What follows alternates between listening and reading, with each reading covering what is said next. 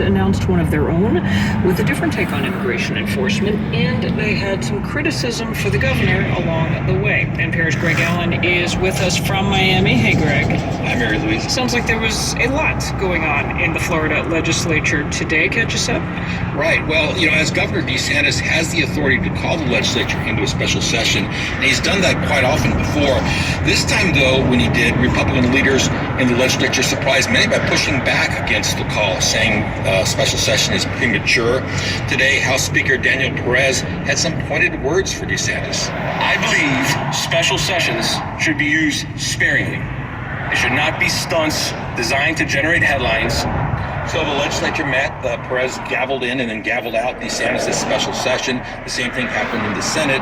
And then after that, in both chambers, Republican leaders convened another special session to consider their own proposals for addressing illegal immigration.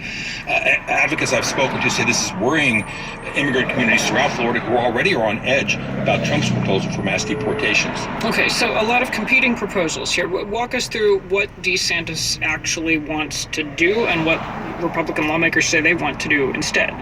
Right. Well, DeSantis wants to require counties and cities to participate in the federal deportation program, and that's similar to proposals going around a lot of Republican-led states. He wants to be able to suspend any officials who don't do so, including those who are elected. But House Speaker Perez said that those ideas, in his words, are just too bureaucratic. We do not need to duplicate the functions of U.S. Immigration and Customs and create a mini-me version of ICE. In addition, his proposals would hijack local law enforcement operations. DeSantis also wants a law that would require people to show ID and their immigration status before sending remittances back to their home countries.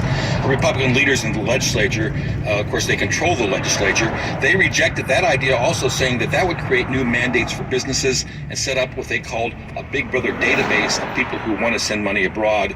The legislature's bill is significantly less harsh on immigrants, local communities, and business interests, and they would make Florida's agriculture commissioner the state's chief immigration officer. Agriculture, of course, depends on migrant labor here and across the nation. And DeSantis isn't happy with this bill. He says he likes a few elements, such as the one that removes in-state tuition waivers for students without legal status.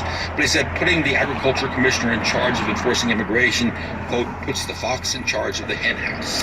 So just trying to think through what all this means. DeSantis has been clear. The governor is on board. He wants to help Trump implement his immigration agenda in Florida. Greg, do today's developments suggest fellow Republicans in the state legislature are not on board?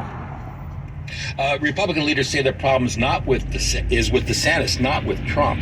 Senate President Ben Albritton says he supports Trump's efforts to control the border and to deport immigrants with criminal records. The best way to do that is to follow the leadership of President Trump.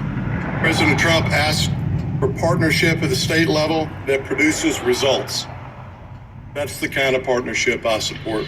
But Mary Louise, this is not just about immigration. DeSantis has gotten pretty much everything he's wanted from the Republican majority in the legislature over the past 6 years.